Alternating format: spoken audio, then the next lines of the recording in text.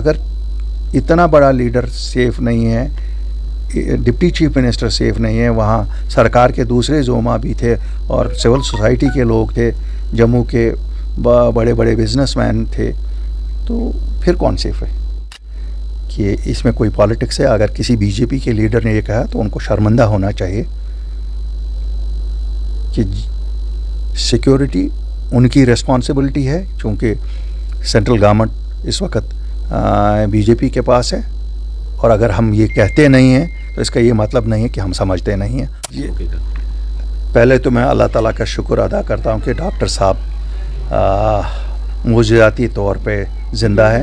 بہت بہت مبارک پوری جموں کشمیر کی قوم کو کہ ہمارا سب سے بڑا لیڈر جو ایک اتنا بڑا قائد ہے, بزرگ لیڈر ہے, ان پہ جو یہ قاہرانہ حملہ کل ہوا, یہ تو بدقسمتی ہے کہ اتنا ہائیلی سیکیور آدمی اس تک بھی کوئی پہنچ سکا, جسے کہتے ہیں نا گردن تک, برابر ان کی گردن تک پہنچا. تو یہ کہیں نہ کہیں اس چیز کو بھی ظاہر کرتا ہے کہ جموں میں سیکیورٹی کے لحاظ سے کوتاہیاں ہیں.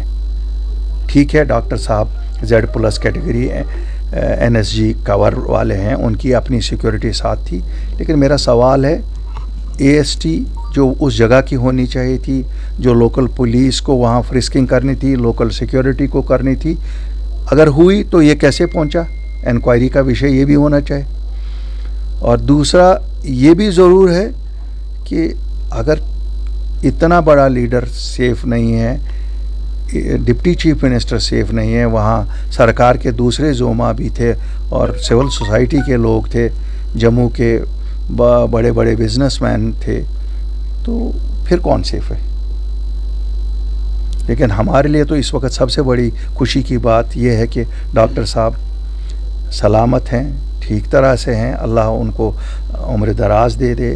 ان کی اس قوم کو ضرورت ہے. سیاست کے بنا وہ ایک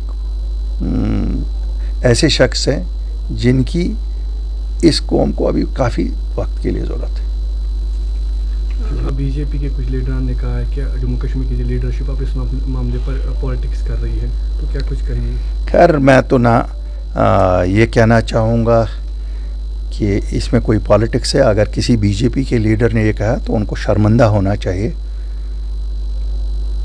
کہ سیکیورٹی ان کی ریسپانسبلٹی ہے, چونکہ سینٹرل گورنمنٹ اس وقت بی جے پی کے پاس ہے, اور اگر ہم یہ کہتے نہیں ہیں تو اس کا یہ مطلب نہیں ہے کہ ہم سمجھتے نہیں ہیں. ہم سمجھتے بہت کچھ ہے, لیکن ہمارے لیے خوشی کی بات ہے ڈاکٹر صاحب سیف ہیں, اللہ نے ان کی زندگی بچائی, اور شکر الحمدللہ, یہی ہمارے لیے کافی ہے. الطاف صاحب, آج شبیر شاہ کو جو ہے ایس سی نے بیل گرانٹ کی ہے, تو کیا کہیں گے؟ اچھا ہے. میں تو ہمیشہ کہتا ہوں کہ ایک شروعات نئی ہونی چاہیے.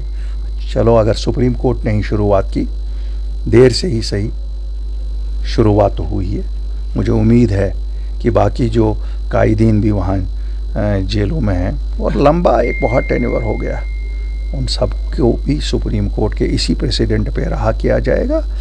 کیونکہ اب جموں کشمیر میں ایک نیا سویرا کرنے کی ضرورت ہے. ہمارے نوجوانوں کو کب تک پکڑ دکڑ میں رکھو گے؟ کب تک شیر اور بکری کا قصہ ہوگا؟ ٹھیک ہے جی, شیر اور بکری کا قصہ, پانی پیا کبھی کسی نے اوپر, تو شیر روز اگر یہی بکری کو کہے گا کہ تم نے پانی وہاں پہ پیا تو اس لیے تمہاری جان لی جائے گی, تو یہ تو بند ہونا چاہے.